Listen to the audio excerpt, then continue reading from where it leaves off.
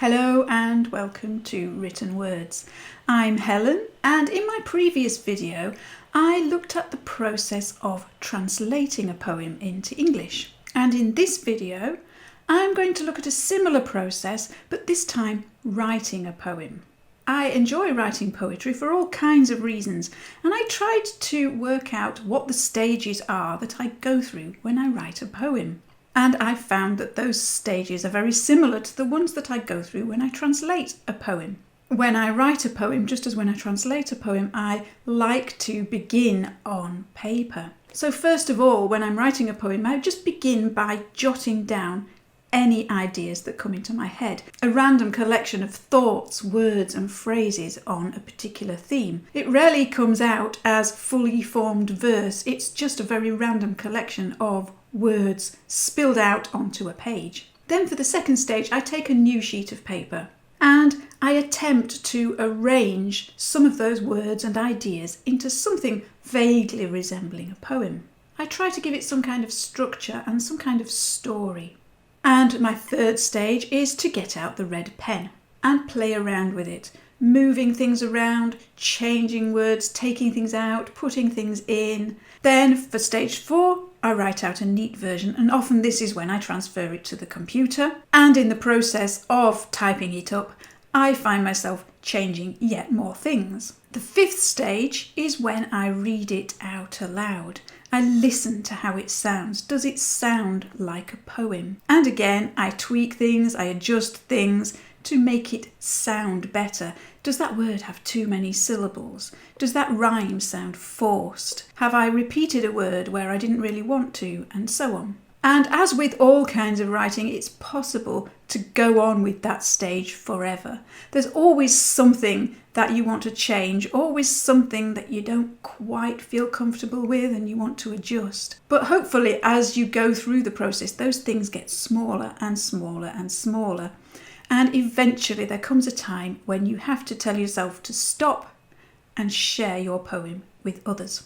As we're on the theme of birds still, my poem was about a bird. It was about a particular bird. Our pet Budgie was very ill, and all the advice that I could find on the internet told me that sick birds rarely recover. So it was quite an emotional time. However, luckily he did recover and he is still with us. So the poem does have a happy ending. The original idea that put it in my head to write a poem came from Emily Dickinson's poem, Hope is the Thing with Feathers. So I decided I was going to turn that around and I was going to write a poem called Feathers Are the Things with Hope. So based on that theme, I scribbled some ideas onto a very scrappy piece of paper. It's not a full poem, it's not even a partial poem, it's just random thoughts from my head. Then I wrote out a second version in which I tried to arrange it into something resembling a poem and something that tells a story. So here is my final version of Feathers Are the Things with Hope. Feathers preening, cleaning, pristining, feathers on high, eyeing the sky. Juvenile feathers with youth overgrown, half a pastel rainbow of down. Feathered tweets and peeps and chirrups, vocalized song with unknown lyrics. Both sides striving to make a connection through wordless feathery conversation. Sparks of understanding begin to ignite. A feather-born friendship is taking flight. Then, feathers panting, dishevelled and grounded, a sickly pom-pom puffed and rounded. Silenced yet pleading, ruffled, unkempt, the saddest feathers, a tacit cry for help. Feathers unmoving, fragile breath. Feathers teetering on the verge of... Feathers rising, sending seeds a-scatter, wings twitch and fan, warm up and flutter. Feathers outstretched and climbing the air, knowing it tastes much sweeter up there. Feathers cleaning, preening, pristining, feathers on high, eyeing the sky.